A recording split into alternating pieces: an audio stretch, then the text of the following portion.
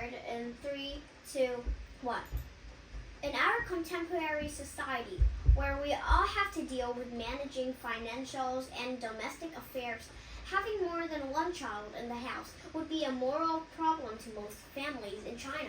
And that's why we, the affirmative team today, stand for the motion that this House believes that every citizen in China should only be allowed to have one child.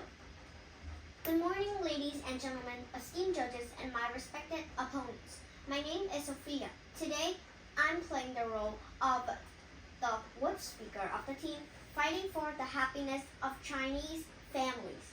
Today, we say that having only one child in the family would be morally better for one's life. As the last speaker of the team today, I'd like to inform you about my two parts divided speech. First of all, I'd like to summarize my team's cases. Last but not definitely least, I'll be weighing both sides' cases and tell you why we should take the debate. Please be informed that I would only take 1 to 2 POIs during my speech.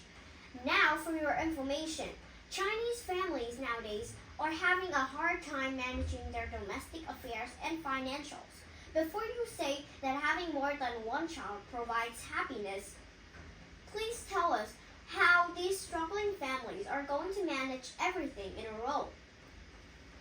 The Chinese government is also on the duty of providing enough provisions to all of their population, which in short is for 1.412 billion people by 2022.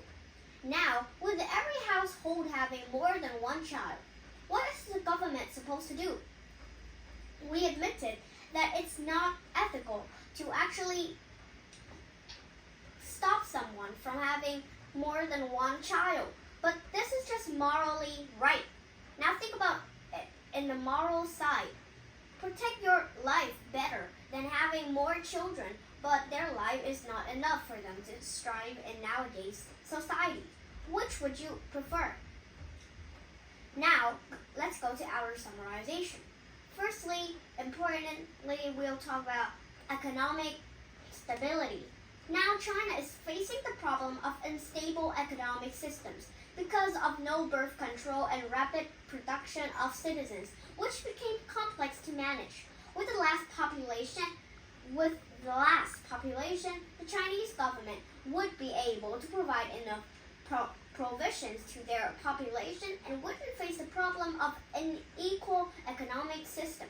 Now, since the government wouldn't have to pay for too much domestic fee, they would be able to organize the economy better and more stable. Any questions? Now, lastly, we'll have environmental production. As we all know, the world is facing the major problem of global warming, and China is not the only one dealing with it. Rapid birth of babies in a family makes it harder to deal with a citizen's environmental danger behaviors. With an overreach population, the Chinese government will never be able to deal with their citizens and control the problem. What are they supposed to do with billions of people in their country? There is no enforcement that would help control the behaviors of such a population with billions of citizens in a country. And now, to be honest, how are we supposed to save the environment with no behavior control? Now, last but not definitely least, we'll talk about one's education, healthcare, and also provisions. With too much population in China, how are the government going to manage enough healthcare, education, and provisions for a child?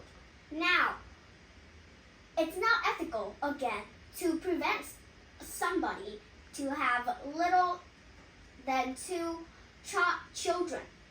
But we can clearly see that having only one child is okay if we manage them to have a great education, healthcare, and also provisions.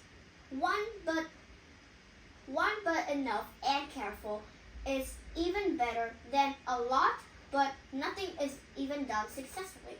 Now, in summary, we should know that this motion is built up for the happiness of everyone in China, or the happiness of Chinese families and population.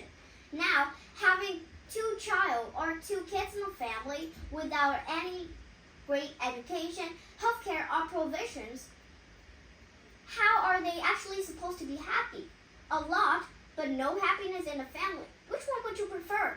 Now, to be morally right, we are better because we have built you a piece of a world. And in our society, everyone, even if we have little population, we manage to have that little population to be in great education, healthcare, and provisions. Which one would you prefer? So in conclusions, we still stand for this motion on the affirmative side. I rest my case. Thank you.